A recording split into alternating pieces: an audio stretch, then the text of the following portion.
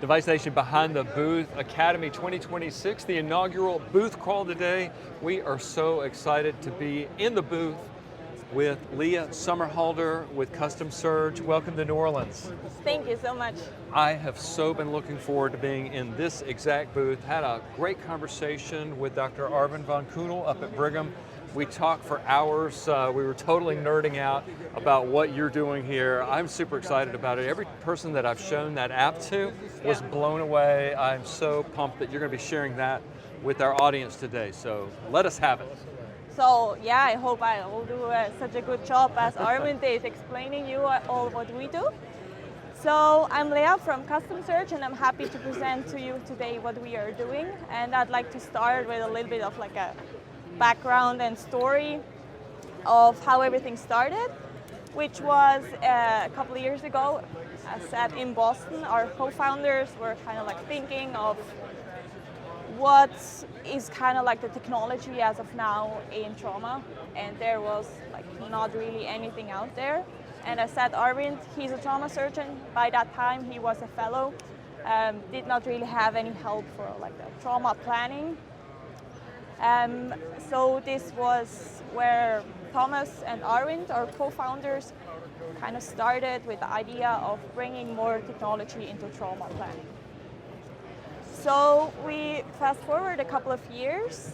We now have our first product on the market, which is FDA cleared a couple of months ago. So still pretty new on the market. So we're still trying to cover ground. And I'd like to show you now what our product is all about. First up, to tell you, it's a preoperative planning software which serves as a scan to plan solution. So we get the scan, we provide you with the plan. And this is, if that works then, is how this does then look like in this tool. We start off with the segmentation of all the fragments, being visualized here in all the different colors. And then the tool allows for navigation around, for manipulating, hiding, showing, seeing the CT values on it to detect where is cortical bone, where is trabecular bone. Exactly. Then we do the reduction, so the virtual reduction to puzzle the pieces back together, allowing us to show how it was fractured and how it will move back together. And then we put implants on based on surgeon preference, based on geometry to fix all of the relevant pieces. And then we have different options that can be compared and contrasted. On the right, you have different views to only show what you want, to have the transparent view, seeing the bone and the screw and the plates all together, or only one section.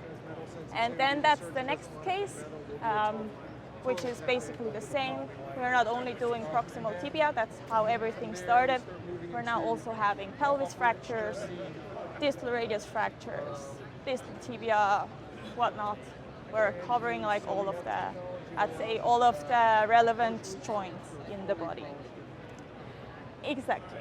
And I guess that's kind of the demo of the product that I'd like to show you. What I'd also like to mention is that is a tool which works on the laptop. It's kind of like a URL. You open a browser, you can see this plan. And this also works on the phone. So you have here, you would have different QR codes that after this you could scan with your phone to have then all of this ready whenever you are. Maybe if you're like walking before a surgery in the hallway, you want to have a look at it.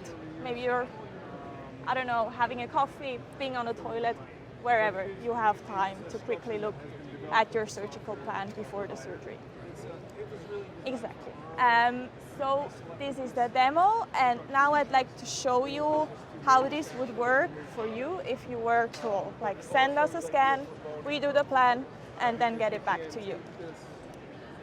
So this is our uploader portal, where everything we need from you is the CT scan, some information on the patient to further like identify it down the road, and then some input on the plan. And then we do the processing. In about 24 hours, we will get it back to you, and then you can give us some further input if you want some other options and whatnot. Exactly. So this, I guess, was my short presentation of our product, our company, and please. So you do all the planning for us, or we're involved with the planning too? How does that? So the way this works is that you would give us input how to put implants on, but that's basically it. Because we figured that most of the people don't want to sit down for half an hour, puzzle all the pieces back together. They might be interested in actually seeing the visualization, but don't really have the time to spend for the planning. So it's more like a text-based feedback in that sense, like a chat saying, hey, please add this plate, please move this plate. That's kind of like where the surgeon comes in. Patients already have some hardware in. Does that affect the plan? How do you adjust for hardware It does. in place? Yeah. We have tried to do the visualization for planning with already hardware in there. It obviously makes it harder because of the artifacts. What, however, works pretty good is like these periprosthetic fractures. So if there is already like a knee implant in, and then we have a shaft fracture further up, that is not really an issue.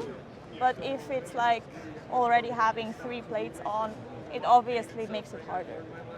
Are engineers planning, or is AI planning everything behind the scenes? It's both. It's like a combination. We have models behind, for example, for the segmentation, but it's not yet as good that we don't need the engineers anymore. So, can you print 3D models from it, or taking it to the next step? Like, for instance, a lot of stuff's done quicker than you probably could get a model, but what if they can 3D print quickly or send out a model so that they can actually visually see it? Is that any thoughts or considerations? I mean, technically it would be possible because we have the models that you could just like send to a printer, but it's not really in our business model at the moment. We've done some like research studies with that where we printed like the whole model, like the fracture, the reduction with the plates and so on. But we are at the moment more kind of like a software company and subscription based. Exactly. That was a good question.